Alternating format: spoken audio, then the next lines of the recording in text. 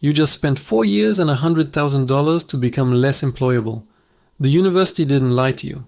They just let you believe the lie. Because the degree was never the product. You were. And the system that convinced you to go into debt for a piece of paper is the same system that now profits from your desperation to escape that debt.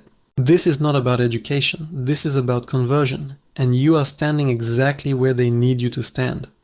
Right now, someone is telling a 17-year-old that college is an investment.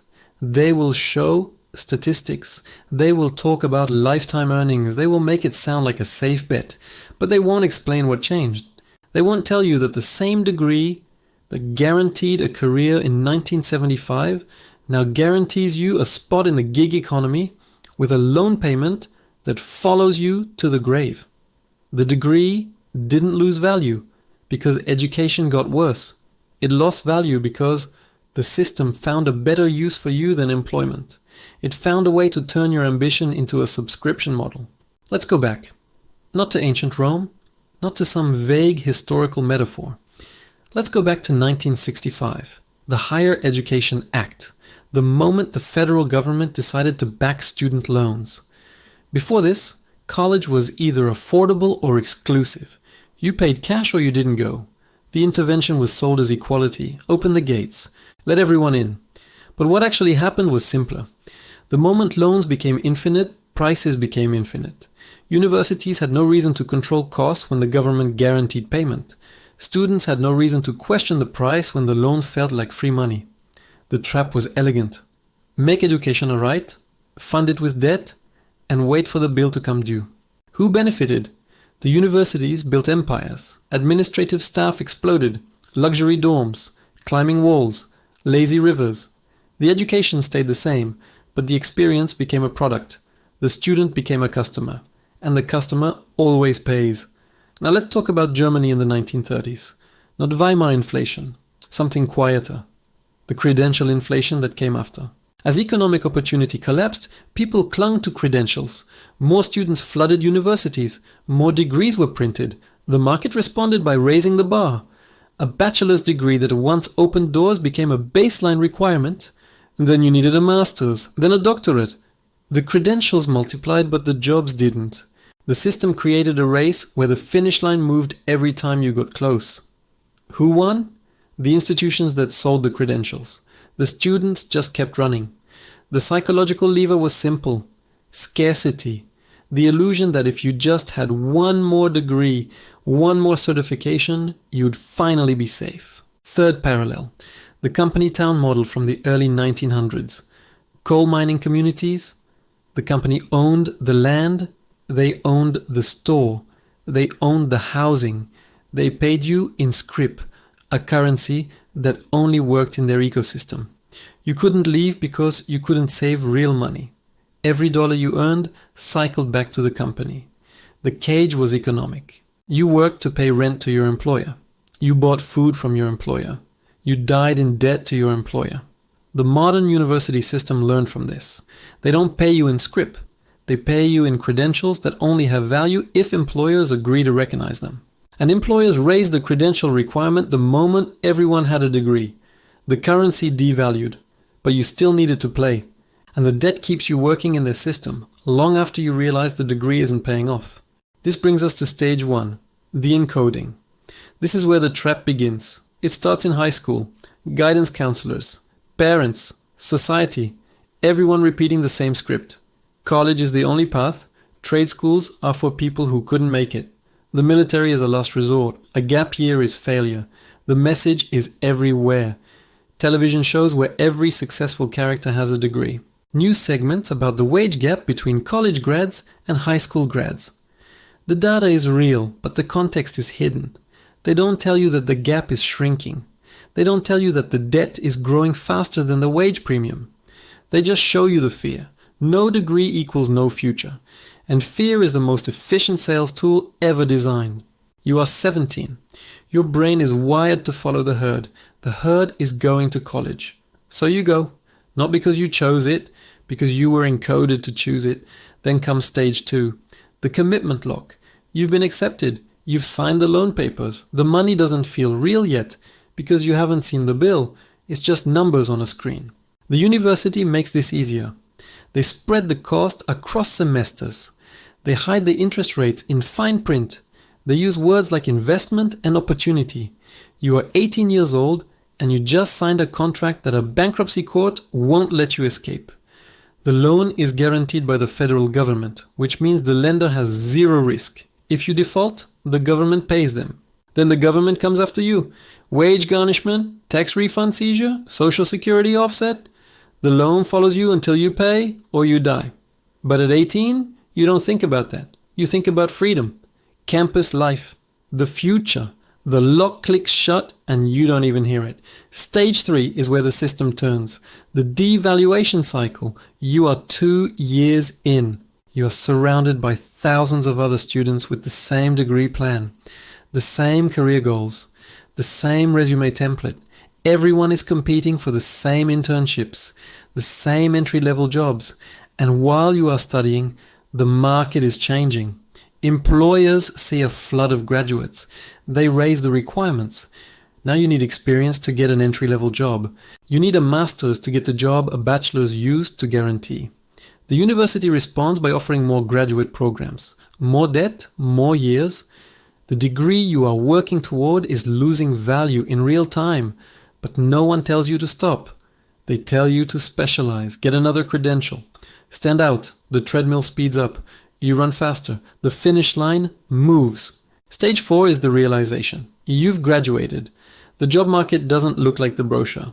The positions you studied for don't exist anymore, or they pay half what you expected, or they require 3 years of experience you don't have. You apply to hundreds of jobs, you hear nothing. You take contract work, gig economy jobs, freelance projects with no benefits. You are underemployed, but you are employed, so the university counts you as a success in their statistics. The loan payments start 6 months after graduation. The interest has been compounding the whole time. The balance is bigger than the original loan. And your degree, the thing you spent 4 years and $100,000 to earn, is now just a checkbox on an application. It doesn't open doors. It just keeps you from being automatically rejected. This is the moment you realize the degree was never about getting you a job. It was about getting you into debt. Stage 5. The trap completes. You need money to pay the loans. You take any job that pays. The job has nothing to do with your degree. You work to service debt, not to build a career. The loan payments eat 20, 30, sometimes 40% of your income. You can't save. You can't invest. You can't take risks, like starting a business or moving for a better opportunity, because the payment is always there. The debt becomes a governor on your life. It controls where you live, what jobs you can take, whether you can afford to have kids, whether you can ever retire. And here's the design. The system doesn't want you to pay off the loan quickly. The interest is the profit. If you pay the minimum, you'll be paying for 20 years. Some income-driven repayment plans stretch to 25 years. A quarter century. You'll pay double or triple the original amount. The degree cost $100,000. You'll pay $300,000. And the entire time, you are working jobs you hate in a system you can't escape, because the alternative is default, and default means financial destruction. Stage 6 is the ecosystem lock. Here's what most people miss. The student loan system isn't standalone. It's connected to everything. Your credit score depends on loan payments. Your ability to get a mortgage depends on your debt-to-income ratio. Your job prospects in certain fields require credit checks. The loan creates a web of dependencies. You have to keep working. You have to keep consuming. You have to keep playing by the rules because the penalties for stepping outside are catastrophic. This is the same psychological mechanism as the company town. You are paid in a currency that only works in their system. Your degree is only valuable if employers demand it. Your loan is only manageable if you stay employed. The system needs you compliant. It needs you desperate enough to work, but hopeful enough to keep paying. And the degree is the perfect tool for this because it came with a promise. You believed you were investing in yourself. You didn't realize you were signing up for indentured servitude with extra steps. Let's talk about the math, because the math is where the lie becomes obvious.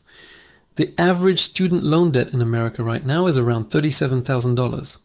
but that's an average. If you went to a private university, if you got a graduate degree, if you didn't have family money, you're looking at 6 figures. The average starting salary for a college graduate is about $55,000. Sounds reasonable until you factor in taxes, living expenses, and loan payments. A standard 10-year repayment plan on $100,000 at 6% interest costs you about $1,100 a month. That's $13,000 a year.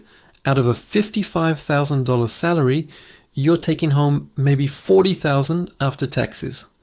$13,000 to loans leaves you $27,000 for rent, food, transportation, healthcare, everything else. You are living paycheck to paycheck with a college degree. Now compare that to someone who skipped college, started a trade, became an electrician, plumber, welder, 4 years of apprenticeship while you were in school. They've been earning money, building skills. By the time you graduate, they're journeymen making $70,000, $80,000 a year with zero debt. The math doesn't lie. The degree made you poorer. But here's the deeper mechanism. The system doesn't just want your money, it wants your behavior. The debt changes how you think. You become risk averse. You take the safe job. You don't start the business. You don't move to the city with better opportunities, but higher rent. You optimize for loan payments, not for growth. This is behavioral engineering. The same way credit card companies make minimum payments easy and payoffs hard, student loans are designed to keep you paying forever. Income-driven repayment plans sound like relief. Pay based on what you earn, but they extend the loan term. They increase total interest. And after 20 years of payments, the forgiven balance is counted as taxable income. You get a tax bomb. The system giveth, and the system taketh away. You never escape. You just move from one payment to another. Let's be clear about who benefits. The universities get guaranteed money from the federal government. They have no incentive to lower prices. They raise tuition faster than inflation every single year. Administrative bloat explodes. Salaries for deans and presidents hit 7 figures. Meanwhile, adjunct professors, the people actually teaching, are paid poverty wages. The education quality declines, but the price increases. It's a perfect scam. The lenders get guaranteed loans backed by the government. No risk, pure profit. If you pay, they win. If you default, the government pays them and then comes after you. They can't lose. The federal government gets compliant workers. A population trained to follow rules, meet deadlines, and accept authority. The debt keeps you working. It keeps you consuming. It keeps you too busy surviving to question the system. And employers get credentialed workers who are desperate enough to accept low wages because the loan payment is always there. Everyone wins except you. Now let's do the checklist. You are here if you went to college because everyone said you had to. Check. You are here if you signed loan papers without understanding the total cost. Check. You are here if your degree didn't lead to the career you expected. Check. You are here if you are working a job that has nothing to do with your major just to make payments. Check. You are here if the loan balance is bigger now than when you graduated. Check. You are here if you feel trapped in a job you hate because you can't afford to quit. Check. You are here if you've considered going back to school for another degree to escape this trap. Stop. That's the system talking. That's stage 3 trying to pull you deeper.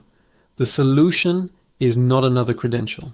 The solution is understanding that the game is rigged and you need to stop playing by their rules.